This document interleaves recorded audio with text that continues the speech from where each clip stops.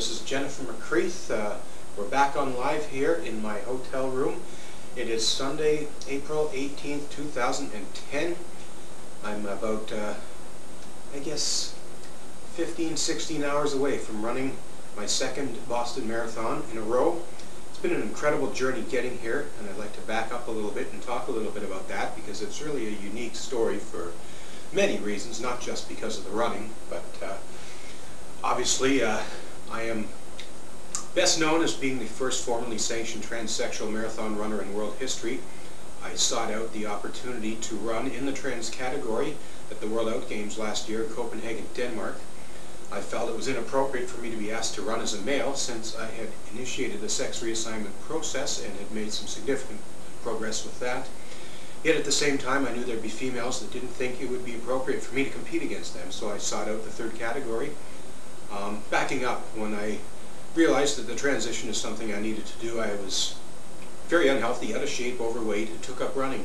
I dropped 60 pounds in 6 months, and that was supposed to be it, but I decided just for a lark to sign up for a marathon, the 2007 Mississauga Marathon, and I had so much fun that I just couldn't wait to get back out there, and running immediately became a passion, and it's something I've enjoyed.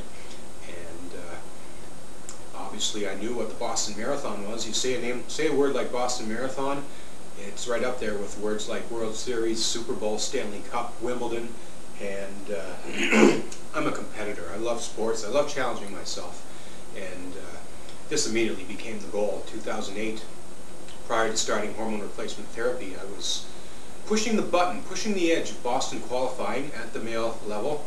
I came within a minute of running and getting in when I ran the 2008 Massey, Ontario Marathon.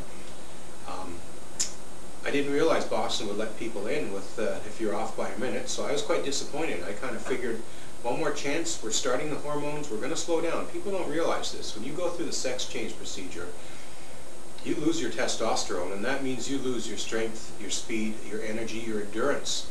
And in my case, it hit me almost immediately. Within a month or two, I was dropping from running marathons in 3:20 to down to 3:40. And I crossed the finish line in September 2008 at the Newfoundland Marathon, and I was so upset I threw a temper tantrum. And I quit the sport, but I made a comeback, thinking, you know what, who cares about time, let's just run for fun. I'm good at this endurance stuff, so I signed up and became the first Newfoundlander to run 2 marathons in 2 days in 2 different countries when I ran the Akron, Ohio Marathon and the Toronto Waterfront Marathon in 2008.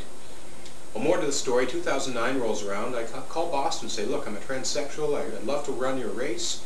They said, sure, we'll let you in. You came within a minute of the qualifying time for the male division. You're definitely within the female range. You're in.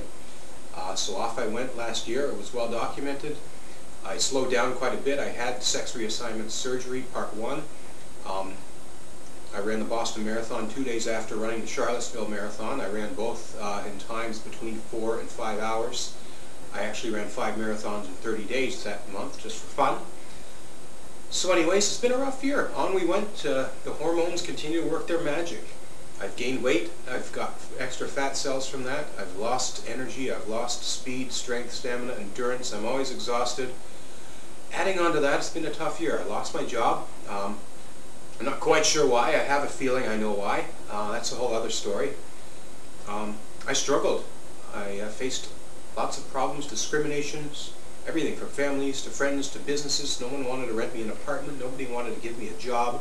I was unemployed for a long time, and that led to some serious depression, which I'm still dealing with. I finally got myself a job. It's only paying me half as much as my last job, but it's at least a step in the right direction. It's some income, and so the time came for me to think about Boston again. And I remembered, well, back in September 2008, I ran 2 marathons in 2 days. And interestingly enough, at the time I wasn't thinking female qualifying, I was just thinking running for fun. 3:42 was the time I ran at the Toronto Waterfront Marathon, and guess what, folks, that's the very first weekend of Boston 2010 eligibility, and it's also a qualifying time for females. So I contacted them and say, look, I ran this race as a male, I'm a female now, what do you think? And they actually looked at a website called Marathon Guide that documents race results, and they incorrectly had me down as a female. I do run as a female now, but back then I was running as a male. But as far as they're concerned, I ran that as a female. Good enough, Jennifer, you're in. Come on to Boston. So I hold the unique distinction of probably being one of very few people who have qualified for Boston one day after running a marathon in another country, which of course I ran on September 27, 2008, the Akron, Ohio Marathon in 3 hours and 50 minutes. At that time was just a light, gentle run for me, so I could save some strength for Toronto. And lo and behold, there I was in Toronto, not really thinking again about qualifying for Boston. It's like, I just want to do better than I did in Akron. And amazingly enough, I did. And Boston said yes, so here we are. It's been a rough couple of months training-wise. I'm just going to check my clock here. I want to see how we're doing here. We're at 5.5 minutes. We only got 10 minutes for the video, but yeah, I've not done nearly as much base building. I've run maybe 50 to 60K a week over the past 4 months, as opposed to the 100 to 130 that I'm used to. I come in here weighing a lot more than I did last year. I'll say it, I'm 204 pounds, probably one of the heaviest runners in the field, let alone heaviest trans female.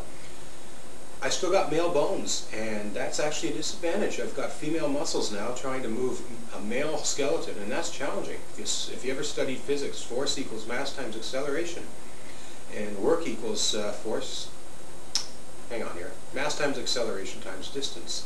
I've got more mass to move, so it takes more energy to move it. I'll be lucky to equal last year's result of 4 hours and 28 minutes. You never know. I ran a half marathon training run at Boston qualifying pace, which was 1 hour and 53 minutes, but I was pretty spent. 18, 19 days ago, I can't remember exactly, I ran a practice marathon run, 4 hours and 39 minutes. So I can do it. I wasn't even sure I could do it at all. Should I even bother coming on this trip? Wasn't even sure if I wanted to be here. I've questioned giving up the sport. It's grueling, it's demanding. I can't keep up with the training schedule.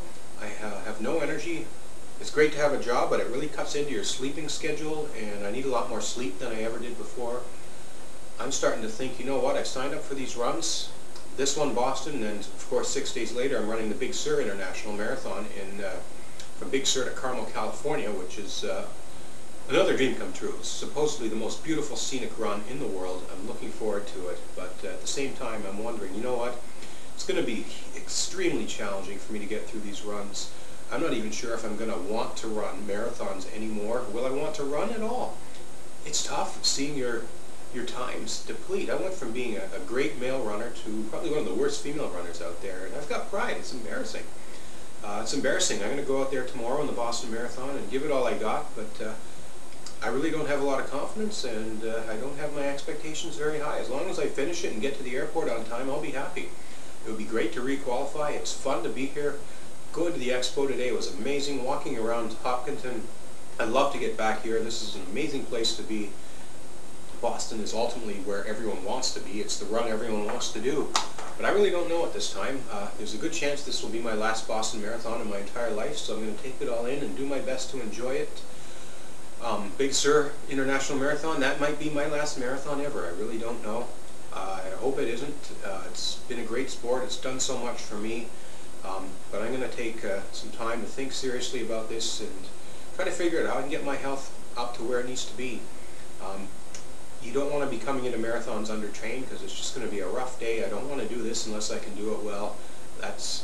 Every great athlete wants to remain at the top, and when they're no longer able to meet those expectations, they usually hang up the boots. And we're getting close to 10 minutes here. Thank you so much for watching. I take pride in being who I am, a transsexual marathon runner. I'm scheduled to have sex reassignment surgery next year, so we can throw the word trans out the window pretty soon. I will officially, legally be recognized as female, as well as medically in the International Olympic Committee. Their rules are a little strange and tight. I will have jumped through every single hoop and loophole, and I will be there. If I do come back next year, it will be as a female. The word trans, there will be no asterisk, even though I do carry this disadvantage of having the heavy bones. But who's complaining? I'm just here to enjoy it and have fun. Thank you so much for watching, and do check out my website, jennifermccreath.blogspot.com. Thank you very much, and good night.